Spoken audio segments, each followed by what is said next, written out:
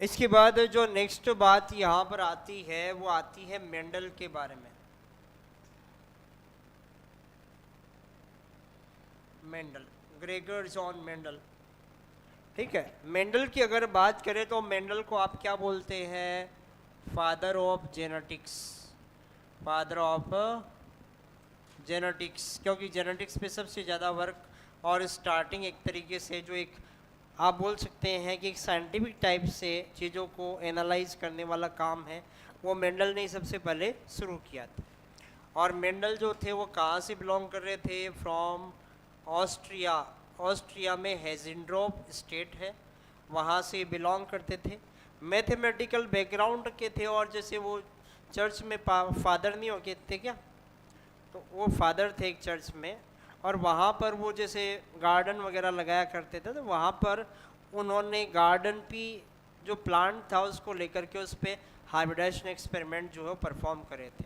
तो यहाँ पर ध्यान रखिएगा, he performed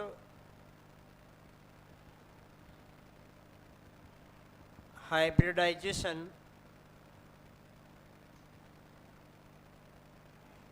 experiments on pea plant। कौन सा P? Garden pea. Garden pea plant. एक जो गार्डन पी प्लांट है, इसका साइंटिफिक जो नेम है वो है पाइसम सेटाइवम। Pisum sativum. और ये हाइब्रिडाइजेशन एक्सपेरिमेंट उन्होंने 7 ईयर के लिए किया था, फॉर 7 ईयर। 7 ईयर कौन सा टाइम पीरियड? 1856 से लेकर के 1863 तक। ठीक है, टोटल 7 ईयर का टाइम था। 7 ईयर के लिए उन्होंने पाइसम सेटाइवम यानी गार्डन पी पर कौन से एक्सपेरिमेंट किए? हाइब्रिडाइजेशन। हाइब्रिडाइजेशन का मतलब क्रॉस करवाना, मेल प्लांट फीमेल प्लांट लिया, क्रॉसिंग करवा के जो प्रोजेनी उसमें किस टाइप का रिजल्ट मिला। टोल ड्वार्फ का क्रॉस करवाए, कितने टोल आए, कितने ड्वार्फ आए, उनका परसेंटेज क्या किस हिसाब से था। फ्लावर को लेकर के, फ्लावर की पोजीशन है, सीड का कलर है, ठीक है, सीड की शेप हो, तो बहुत सारे इन्होंने करेक्टर लिए थे।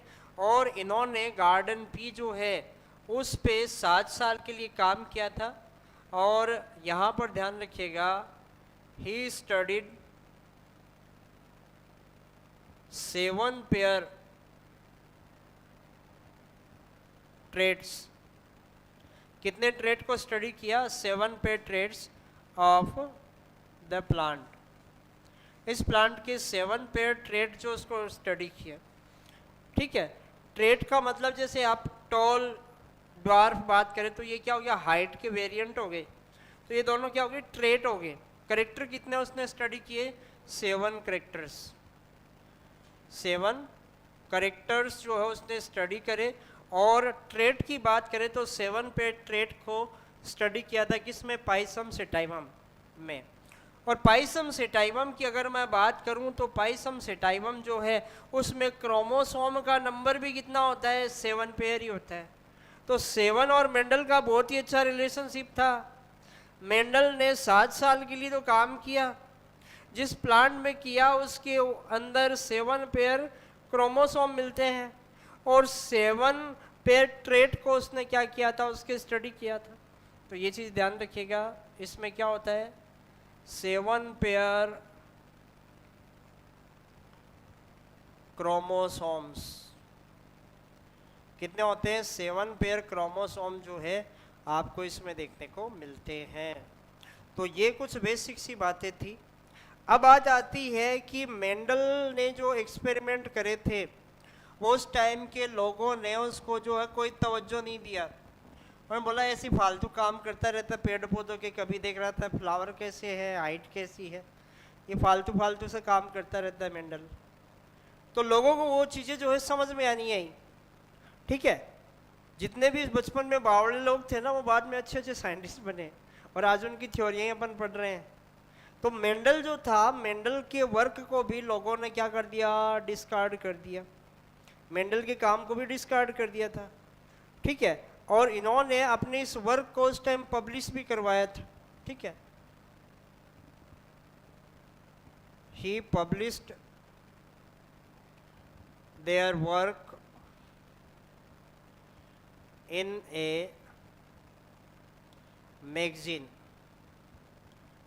मैगजीन का नाम क्या था? The proceeding Brunn society of natural history.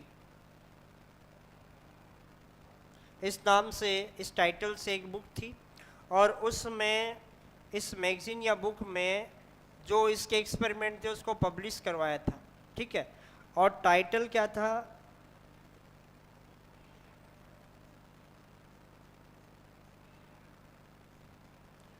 Plant hybridisation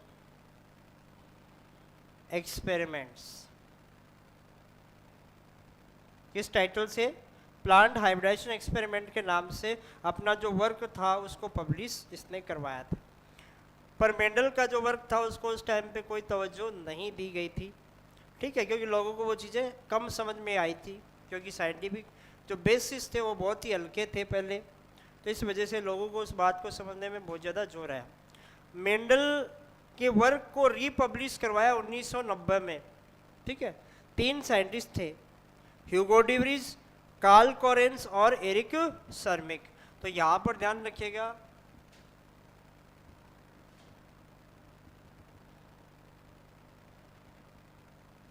Mendel's work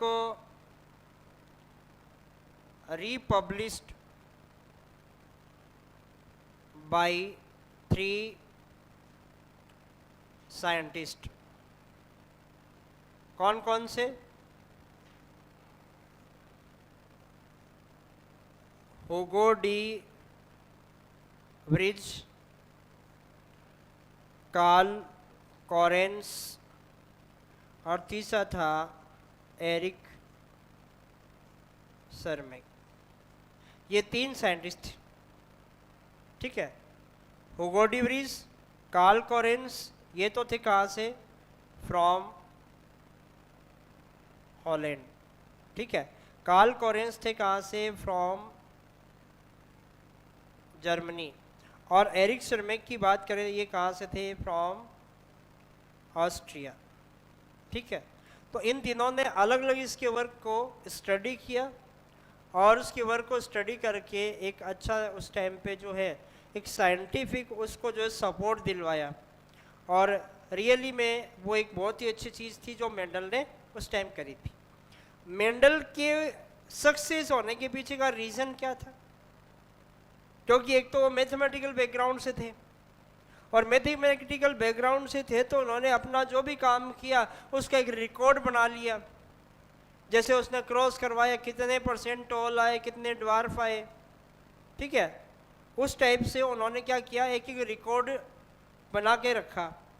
अब रिकॉर्ड बनाते हैं तो रिकॉर्ड बनाने से जो चीज़ों का एनालिसिस बहुत अच्छे से हो जाता है, तो उनको एनालिसिस वगैरह करने में जो है जोर वहाँ पे नहीं आया। अब बात ये भी आती है कि मेंडल ने पाइसम सेटाइवम को ही क्यों चूज किया अपने वर्क के लिए, तो ये चीज़ ध्यान रखिएगा, बहुत ही इंपॉर्टेंट चीज़। Why Mendel used this plant for their experiment, ठीक है। अपने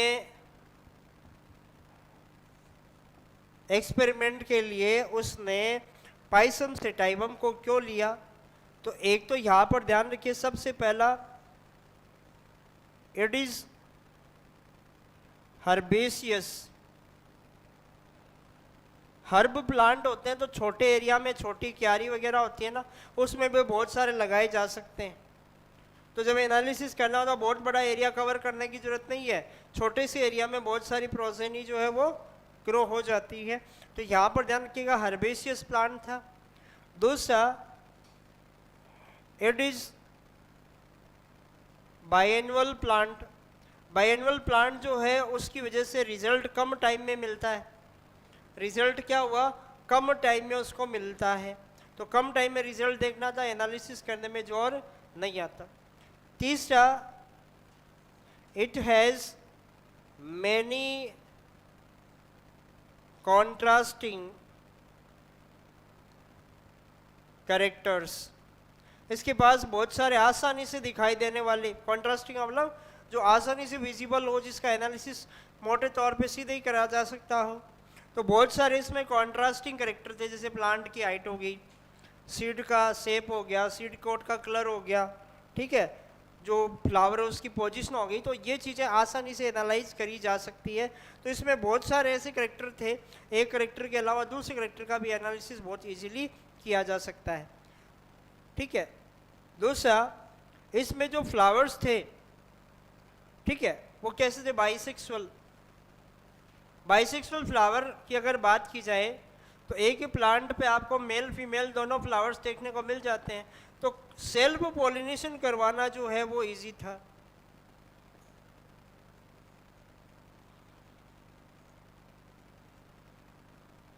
ठीक है, और ये होने की वजह से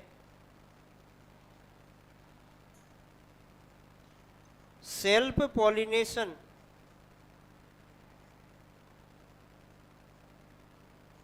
इसमें पॉसिबल था।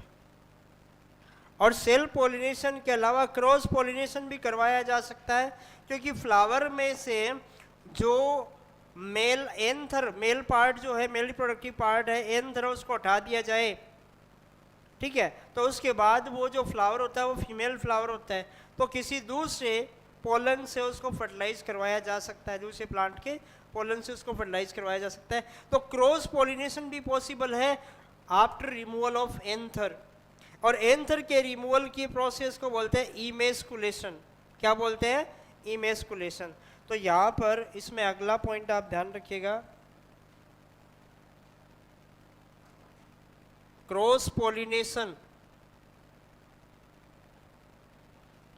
also possible after emasculation। emasculation का मतलब होता है रिमूवल ऑफ एंथर। एंथर के रिमूवल के बाद, ठीक है, आप क्रॉस पॉलिनेशन भी करवा सकते हैं। एंथर के रिमूवल की प्रोसेस को क्या बोलते हैं, इमेस्कुलेशन। नेट में कई बार ये टर्म आ चुका है कि इमेस्कुलेशन का मतलब क्या होता है। यहाँ पर भी आता है, जब आप sexual reproduction in flowering plant पढ़ते हैं वहाँ पर भी इमेस्कुलेशन का टर्म जो है उसको यूज़ किया जाता है। तो इमेस्कुलेशन की डेफिनेशन को लेकर के कई बार क्वेश्चन आ चुके हैं, तो ये चीज़ भी आप यहाँ पर ध्यान रखिएगा। एक बार फिर से देखो, मेंडल को फादर ऑफ जेनेटिक्स अपन बोलते हैं। ऑस्ट्रिया के हेजेंड्रोप स्टेट से बिलोंग करते थे। इन्होंने गार्डन पी प्लांट पे हाइब्रिडाइजेशन एक्सपेरिमेंट करे। 7 ईयर के लिए वाला काम किया 1856 से 1863 तक। और पाइसम सेटाइवम जो है गार्डन पी का साइंटिफिक नेम है। पाइसम सेटाइवम की बात करें तो इसमें 7 पेयर जो ट्रेट है उसको लेकर के इसने जो है स्टडी किया था। करेक्टर कितने थे, 7।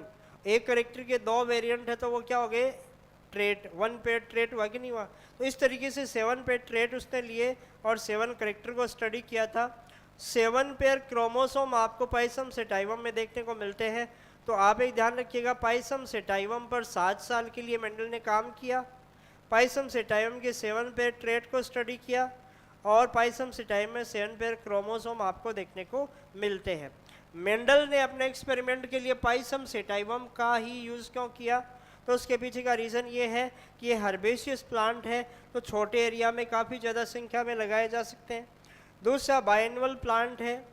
बाइएनुअल प्लांट है तो सीधी सी बात है कि कम टाइम में रिजल्ट देखने को मिलेंगे। कॉन्ट्रास्टिंग करेक्टर बहुत सारे हैं, तो अलग अलग करेक्टर की स्टडी करना पॉसिबल इसके अंदर हो सकता है। और बाइसेक्सुअल फ्लावर्स है तो मेल और फीमेल पार्ट आपको फ्लावर्स में देखने को मिलते हैं एक साथ। इस वजह से सेल्फ पॉलिनेशन करवाना भी इजी रहता है। और आप मेल पार्ट को रिमूव करके क्रॉस पॉलिनेशन भी करवा सकते हैं। मेल पार्ट यानी एंथर को रिमूव करने की जो प्रोसेस होती है उसको इमेस्कुलेशन बोलते हैं। और इमेस्कुलेशन के बाद इसमें क्रॉस पॉलिनेशन जो है वो भी पॉसिबल होता है। मेंडल का जो वर्क था उसने प्लांट हाइब्रिडाइजेशन एक्सपेरिमेंट टाइटल के नाम से उस टाइम एक मैगजीन चला करती थी जो बहुत इम्पोर्टेंट मैगजीन थी। साइंटिफिक जो पॉइंट्स थे या साइंटिफिक जो रिसर्च थे वो उसके अंदर छपा करते थे। तो इस मैगजीन का नाम था the proceeding rule society of natural history. इसमें अपने जो एक्सपेरिमेंट थे उसको प्लांट हाइब्रिडाइजेशन एक्सपेरिमेंट के नाम से उन्होंने पब्लिश करवाया। मेंडल का जो वर्क था वो एक लंबे टाइम तक अनरिकॉग्नाइज्ड रहा, क्योंकि लोगों को वो चीज़ें उस टाइम पे समझ में कम आई। तो उसके वर्क को रीपब्लिश करवाया 1990 में। 3 साइंटिस्ट थे, Hugo de Vries, Carl Correns, Erich Tschermak. Hugo de Vries Holland से थे, कार्ल सर्मिक जर्मनी से, और कार्ल कोरेंस जर्मनी से, और एरिक सर्मिक जो थे वो ऑस्ट्रिया से बिलोंग करते थे। इन्होंने अलग अलग प्लांट, अलग अलग ऑर्गेनिज्म को लेकर के उनमें क्रॉसिंग वगैरह करवाई और मेंडल के वर्क को अच्छे से पब्लिश करवाया। ठीक, तो ये जितना भी अपन ने आज किया है वो कौन सा है? मेंडल और उससे रिलेटेड जितना भी वर्क था उसके बारे में। कौन कौन से वो 7 पेयर ट्रेट थे उसकी भी अपन बात करेंगे इसके बाद में। कर लो नोट।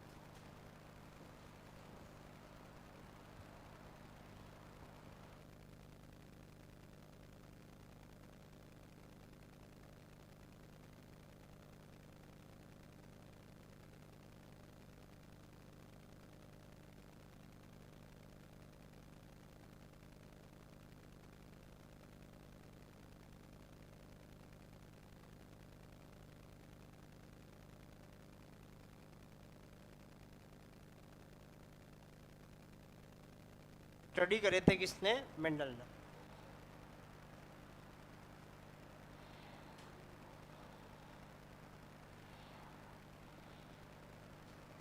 मेंडल ने एक बात बोली थी कि कोई भी एक करेक्टर है या एक ट्रेट है,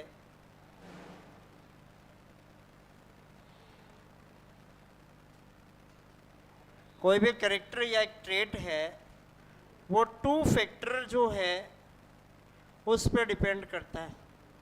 2 फैक्टर्स मिलकर के उस करेक्टर को डिसाइड करते हैं।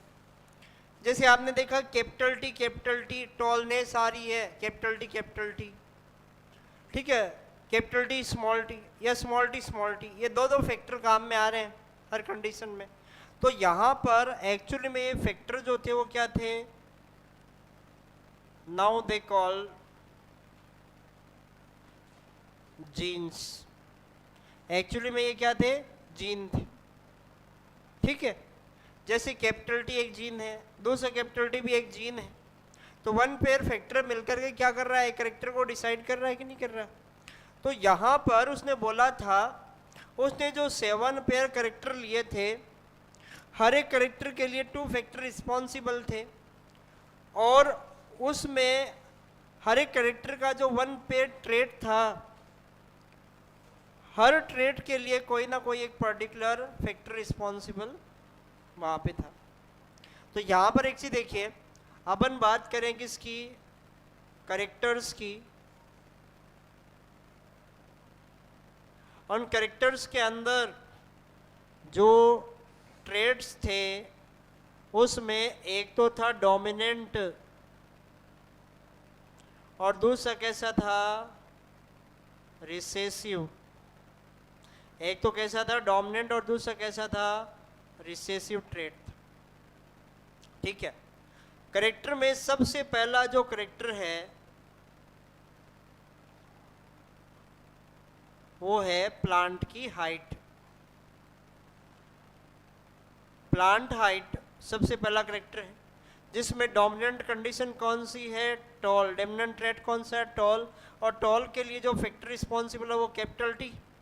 रिसेसिव स्मॉल टी, यानी कि ड्वार्फनेस जो है वो रिसेसिव ट्रेट है, और उसको आप कैसे रिप्रेजेंट करेंगे? उसके लिए कौन सा फैक्टर रिस्पॉन्सिबल है? Small T. दूसरा आपके पास जो ट्रेट है वो है फ्लावर पोजीशन। फ्लावर पोजीशन में एक्सियल फ्लावर और टर्मिनल, ये 2 टाइप के हैं। टर्मिनल को स्मॉल ए फैक्टर से रिप्रेजेंट करते हैं, एक्सियल के लिए जो फैक्टर है वो कैपिटल ए है। उसके बाद तीसरा है सीड शेप। सीड की शेप की बात करें तो इसमें जो राउंड है वो डोमिनेंट और रिंकल्ड जो कंडीशन है वो रिसेसिव। राउंड में कैपिटल आर और रिंकल्ड के लिए स्मॉल आर। जो रिसेसिव होता है उसको स्मॉल में रिप्रेजेंट करते हैं, ठीक है। ये इससे लिंक करा जा सके इस वजह से दोनों को सेम टाइप के लेटर से रिप्रेजेंट, इसको किससे, कैपिटल लेटर से, और इसको स्मॉल से, पर दोनों आ रही है, ठीक है। तो इसमें ये दिखाया जा सके ये डोमिनेंट है ये रिसेसिव, इस वजह से इसको कैपिटल और इसको स्मॉल में लिया जाता है। उसके बाद अगली बात करें तो अगला आता है सीड कोट कलर।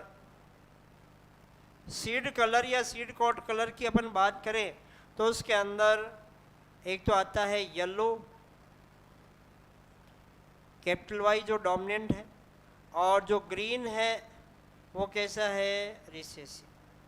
पांचवा है पॉड कलर, जो उसकी फली होती है।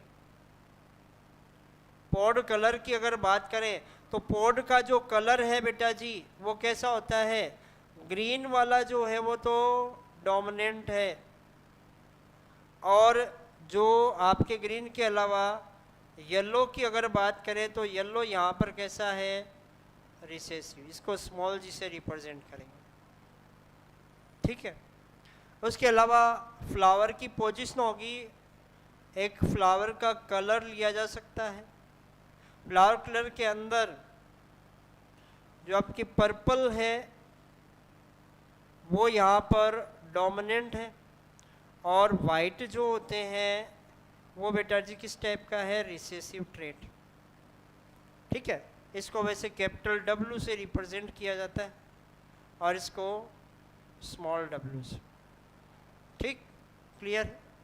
तो ये कुछ इंपॉर्टेंट हो गए, प्लांट हाइट, फ्लावर की पोजीशन, सीड शेप, सीड का कलर, सीड कोट का colour, pod colour, flower colour, और एक पॉड शेप और पॉड शेप। पॉड की शेप जो है एक तो होती है इनफ्लेटेड, इसको कैपिटल आई, जैसे फूली हुई फली होती है ना, मटर में देखा होगा आपने, एक तो बिल्कुल फूली हुई होती है और एक होती है बिल्कुल इस टाइप से श्रिंक्ड, ठीक है। तो दूसरी कौन सी होती है, श्रिंक, इसको स्मॉल आई से रिप्रेजेंट करते हैं। तो इनफ्लेटेड डोमिनेंट श्रिंक जो है वो रिसेसिव करेक्टर यहाँ पर होता है। ये 7 पेयर ट्रेट और 7 करेक्टर जो थे मेंडल ने स्टडी करे थे, उन 7 पेयर ट्रेट में से एक डोमिनेंट होता है और दूसरा पेयर का जो फैक्टर होता है वो क्या होता है, रिसेसिव होता है। तो यहाँ पर ध्यान रखिएगा, 2 फैक्टर डिसाइड करते हैं।